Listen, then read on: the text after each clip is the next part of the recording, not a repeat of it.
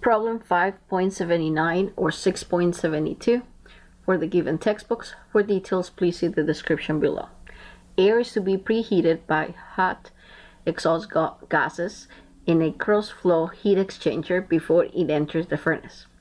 Air enters the heat exchanger at 95 kilopascals and 20 Celsius at a rate of 0.6 meter cube per second.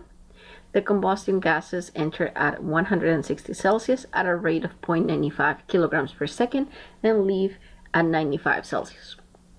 The goal of the problem is to determine the rate of heat transfer to the air and its outlet temperature. In order to do this problem, besides assuming that the system is steady, we're going to assume that the overall system, meaning the enclosure of the heat exchanger, is well insulated.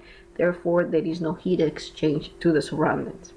Also, that we could neglect the change in potential and kinetic energy. Therefore, when we write the balance of energy, we simply said that the rate of change of energy going in minus the rate of change of energy going out is equal to the change of energy in the system. Since we take it to be steady, this term is going to be equal to 0, and this reduces to the rate of change going in is equal to the rate change going out. We're going to take the control volume to be the pipes of the exhaust gases. Therefore, we're going to take it to be MH1 for the entrance is equal to M dot H2 for the exit, and then the heat is going from the exhaust gases into the air, so the heat is being lost, so we're simply gonna call it Q dot out. And then since this is what we're looking for, Q dot out is going to be equal simply to the mass flow rate and the change between H1 minus H2. And the mass flow rate for the exhaust gases is exactly the same. There is no breakup inside of each one of the pipes. Since the exhaust gases could be treated as an ideal gas, then we could rewrite this simply as mass flow rate, the value for Cp, and the temperature at the entrance minus the temperature at the exit. We have the mass flow rate for the gases to be 0.95 kilograms per second.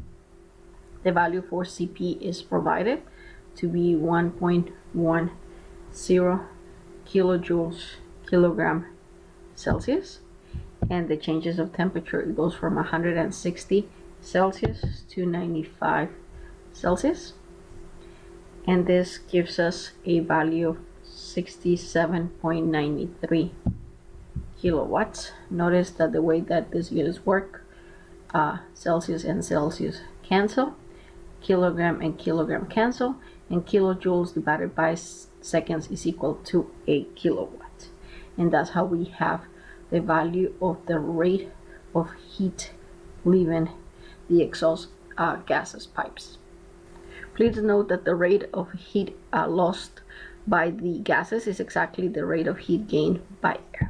So if we do a balance of energy for air, we find that the rate of heat of energy going in is equal to the rate of heat leaving.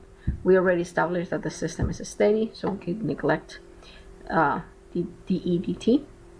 Therefore, when we write this for air, we have that the mass flow rate flowing in, the enthalpy going in, plus the heat gained by air, the rate of heat gained by air is equal to the mass flow rate and H2. Our goal is to be able to find the outlet temperature of air, which is going to be T2. So let's rewrite this in a form that we could use.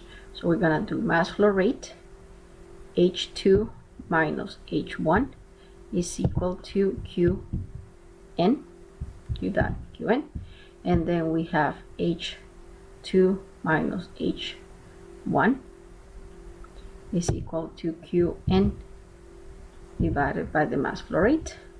And then because air is treated as an ideal gas, we could rewrite this as Cp T2 minus T1 is equal to Q dot N divided by the mass flow rate. and we divide both sides by Cp and solve for T2.